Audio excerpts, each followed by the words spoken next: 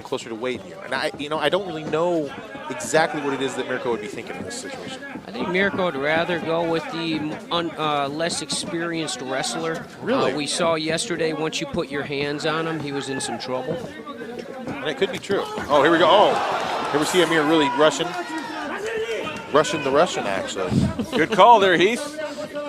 Joe Ferrara here alongside the Texas Crazy Horse, Heath Herring, and of course the baddest man on the planet, Joe Warren. Amir Alakbari here rushing in there, trying to knock out his opponent. To my understanding, and correct me if I'm wrong, Heath, perhaps what Moldavski wants to do is try and get Alakbari to the second or third round. You know, he's really doing a really good job of keeping on his feet. He doesn't look like he wants to go to the ground. He's actually trying to avoid Amir. Amir's doing a good job trying to work him into the corner. He's throwing big shots. But this is the kind of situation we saw yesterday with King Mo and Mirko, where once Mirko was able to land some shots on him, he was definitely able to hurt him. Yeah, I mean, Moldavski is doing one thing that's strange. He's moving into his power. That's a very good call there, Joe Warren. He was just sitting there, and he was getting too close. He was making this fight, bringing it into a phone booth, which is what you don't want to do against a wrestler. Right. We've seen Moldavski really just being relaxed right here, taking his time. He's in no hurry. So we're going to see the submission prowess of Moldavski here on the ground. You see, he's absolutely relaxed. He's locking. He's over the shoulders now of Amir. He's locking him up. It's really tough for Amir to try to get that neck out. Yep, and this is where I talk about bringing your head back inside, getting it underneath that chin. Absolutely. And if he can posture back up, this is where Amir will do his damage with his punching. But Amir's using a lot of energy right now compared to what Moldavski is. You see Moldavski completely relaxed in this situation. He's actually he's not using much power at all. He's just in a grip right now. So he's actually making Amir carry his weight and try to get himself out. Yeah. Go ahead. You are right, Amir. Jiu-Jitsu 101, you do not post your hand flat on the mat. And these are situations with a new fighter where sometimes you get into some trouble. And look for the referee here. If action does not continue and there's no submission there, unless you see that gun sign, there's no submission, the referee would stand them up. But Amir is able now to free himself. You know what, I'm wondering if from the fight that they saw that Amir gassed a little bit in the first round, if maybe the idea of Moldavski is to come out and really tire Amir out in this first round and then maybe turn up the pressure on him in the second. You can tell the coaching here, Joe. You can tell Moldavski, he's just holding on to him over and under hook, trying to bring him to the body so he cannot create that distance to land those heavy punches. Right. Amir working valiantly to get that left leg free. You do not want him in side control or a mount. Moldavski does give up his back, though. And we're seeing here, so we're like halfway through the round right now, and we're seeing if Amir's going to start gassing again. Yep. We might see somebody go flying, perhaps. Yeah, that takes a lot of energy, though, from Amir. And you see Moldavski doing a really good job of getting between the ropes to keep getting put in that salto position. 3 minutes in your round. Very technical battle here going on, gentlemen.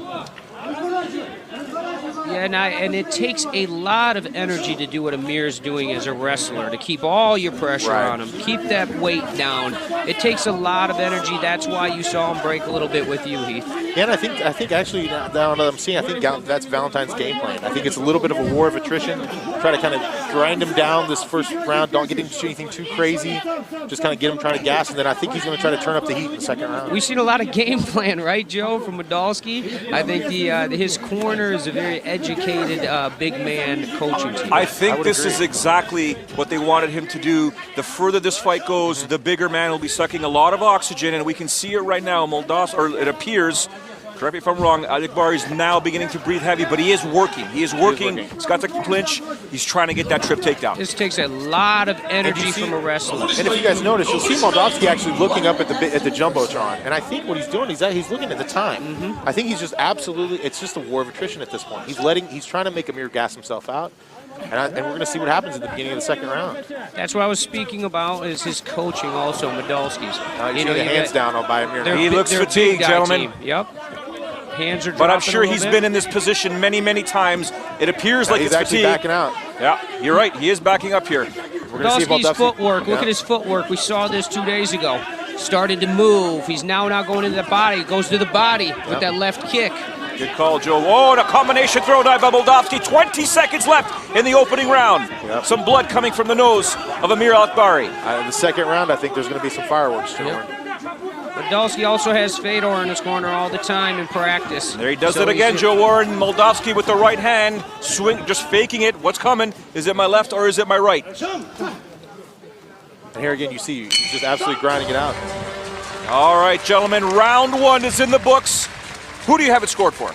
I think I got Moldavski winning that round first. I think his pressure looked good. I think he was moving well. You seeing Amir hit him with that left hook and come forward. I just didn't see much damage. I saw a bigger man end up getting on top, but not getting the job done. No, I mean here you see, I have to respectfully disagree. I think actually the round would go to Amir. You know, to get the takedowns. I think he landed the most damage. I think we saw Moldavski actually fighting a smarter fight by actually trying to gas the bigger man out. But I would definitely give the first round to Amir. If you are Mike Swick and you are in Alekbari's corner right now, what are you telling your fighter? Suck it up. You got to get that air in. Take it, relax. The guy's trying to grind you out, and be ready. I think be ready for a hurricane coming out at the beginning of this round. And let's not forget, gentlemen, Prokop defeated Baruto in seconds. Exactly. These two guys are now entering the second round, and it could be another long one, perhaps. It could be a short one, but either way, they've expended more energy than the Croatian. Now, Valentine looks a little bit more fresh. Yeah, Valentine's bouncing a little more. We'll see if he comes out, moves away from the power, and makes sure that he does not get into a wrestling match. I think you're right, Heath. I think there you go. You're going to start to see him pick up the pace and really try and fatigue and have Alekbari make that mistake. But the problem is now he's behind one round. But he's really got to pick up the pace and put some damages now. I think his first reaction was to try to gas him, but now he's going to try to pick up the pace. Combinations, hooks being thrown now by the Russian. Alekbari responds to his own combination. There's a problem with fighting a heavier man. It's big tank versus little tank. If the big tank hits you, you could be in trouble. Alekbari's hands are coming down a little bit, though. It looks like Moldavski's trying to cross those feet when he throws those combinations, working his angles. Correct. Amir looks flat-footed. Moldavski looks like he's on his toes. He's moving real well this round. Now, this is a situation that Amir obviously wants to be in a lock-up position. Oh, Moldavski, and we see Moldavski really putting on the pressure this time. Oh, he needs to get out of the corner, though. This is he throws a right hand. Fantastic straight right. He is getting out of dodge, working those angles, sticking and moving here. Yeah, Moldavski's really picking up the pace now. Moldavski maybe go to the body a little bit here. Drop his hands, Amir, a little bit. Amir go for his takedown. That's exactly what Amir Alekbari wanted. Yeah, this is not the position that Moldavski wants to be in. The bigger man on top. We are only a minute 15 into the second round here. This is Moldavski's power position. You know, Moldavski looks like he's trying to. Actually, I was trying the exact same move last night. Amir's way too good, though, I think, to get caught in that position. And we see Amir want to take the takedown. Nice little leg trip.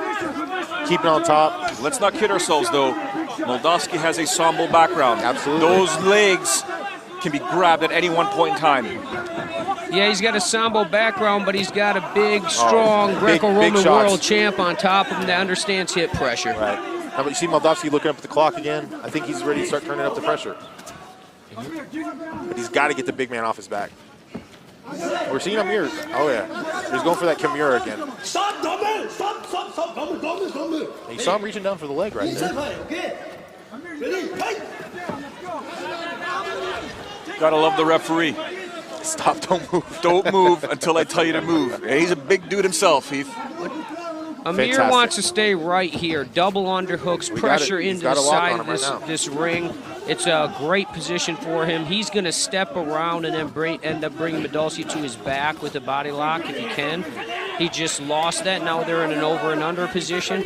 He's digging that underhook back to a double underhooks. This is a very safe position. Go back to muscle memory. It's a wrestling move. Especially for a Greco guy.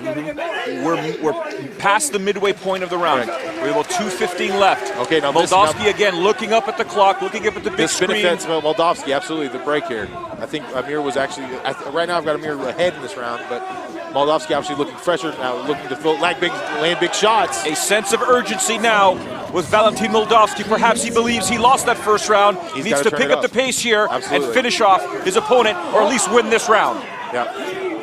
Do you agree Moldavski should maybe start that front leg kick?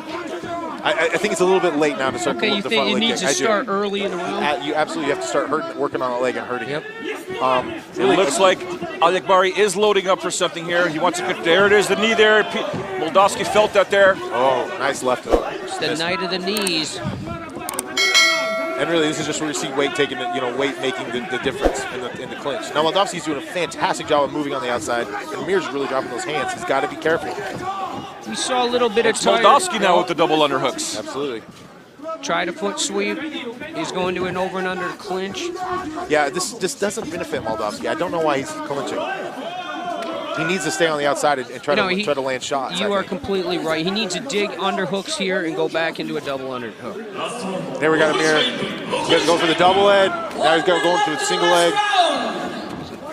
Gets the takedown here. Less than 1 minute to go in the second round here. Side Games presents Rise in Fighting World Grand Prix 2016. Amir Alakbari. He was the favorite coming in to this tournament.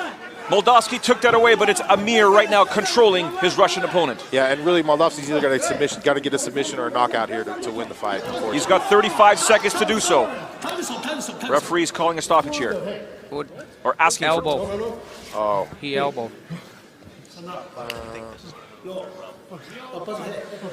I mean, remember, no elbows allowed in the tournament bouts. It looked like a forearm to me. Now this absolutely benefits Moldavski. This is it. There Moldavski could be. wants to? Will there be? Is there a foul? A yellow card here? I think it was the elbow. Not allowed to throw an elbow. Okay, now this changes things considerably, gentlemen.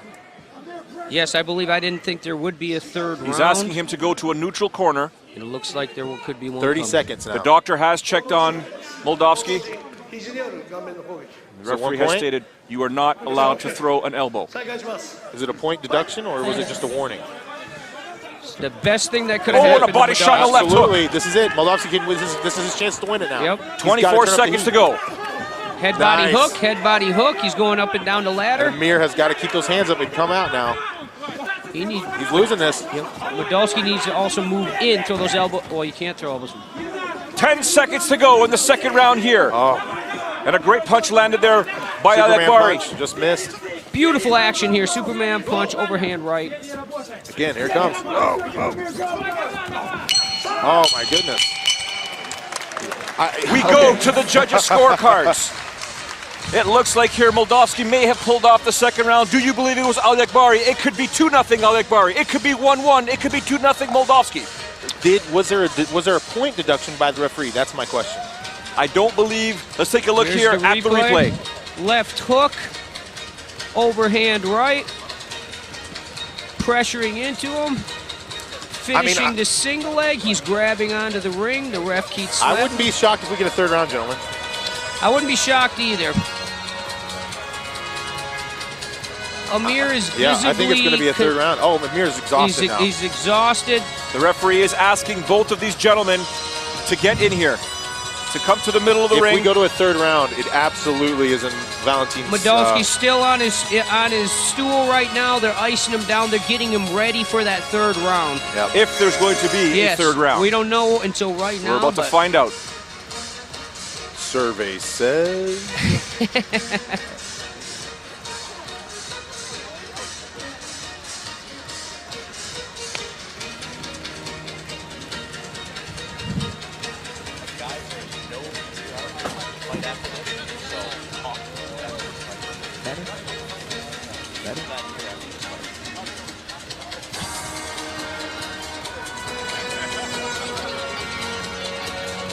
I don't know, guys. I don't know. I'm really curious. I'm thinking it's going to be a third round.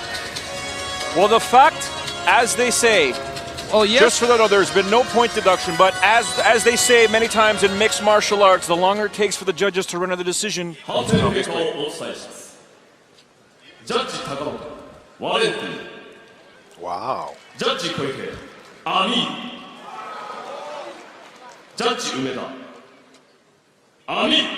Wow, split decision.